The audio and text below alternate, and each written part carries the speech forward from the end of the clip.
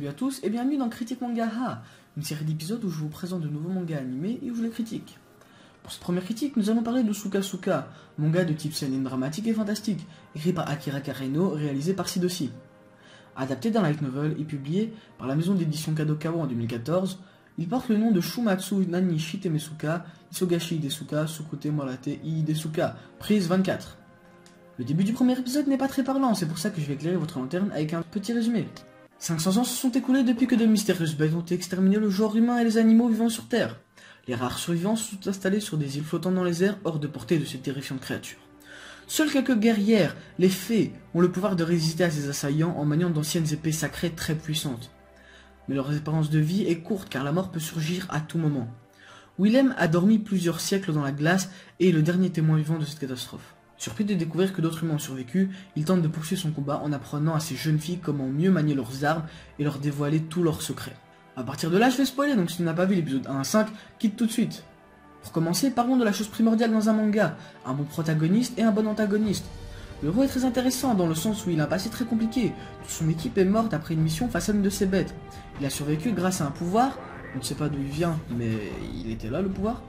Il s'est réveillé 5 siècles plus tard, dans une rage folle. Il n'acceptait pas ce qui lui est arrivé, mais avec le temps, il a su passer à autre chose. Quelques années plus tard, il a commencé un travail de milicien.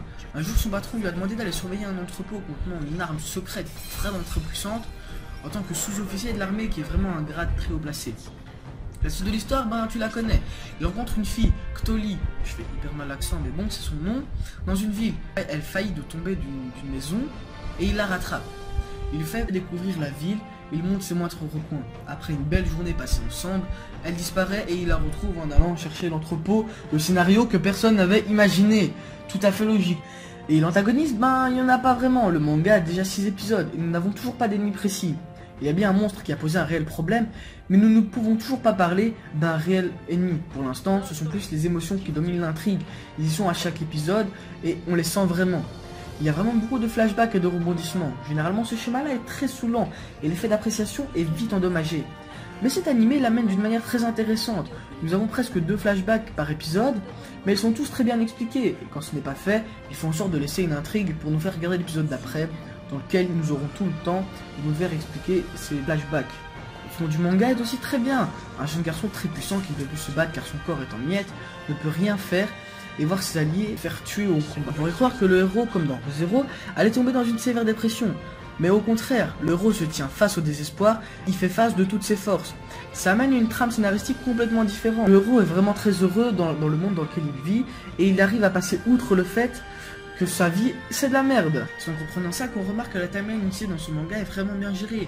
Il n'y a pas une faille et une erreur scénaristique dans tout le manga. Faut que tu regardes, si t'en trouves une, faut me le dire. Mais aussi les illustrations et les petites scènes de combat qu'il y a dans ce manga sont vraiment bien animées et ont été travaillées avec son. On voit bien que l'auteur y a mis tout son cœur et toute son âme. En conclusion, c'est un anime que je vous conseille. Il nous donne une nouvelle image du seinen, avant représenté par Berserk, les morts, etc., dans lequel il y avait une tête coupée toutes les 10 minutes. Il y avait des effusions de sang à chaque scène de combat, des membres découpés et assez de sang pour nourrir tout un banc de vampires. C'est le genre d'animé, au contraire, qui arrive à trouver le chemin vers nos sentiments et faire vibrer la corde sensible. Il veut jouer avec nos cœurs et il y arrive très bien. Pour finir, et comme conclusion finale, je tiens à dire que c'est un manga à regarder et sûrement l'une des révélations de ce printemps. Merci d'avoir regardé cette vidéo, n'oubliez pas le like et l'abonnement et à la prochaine critique.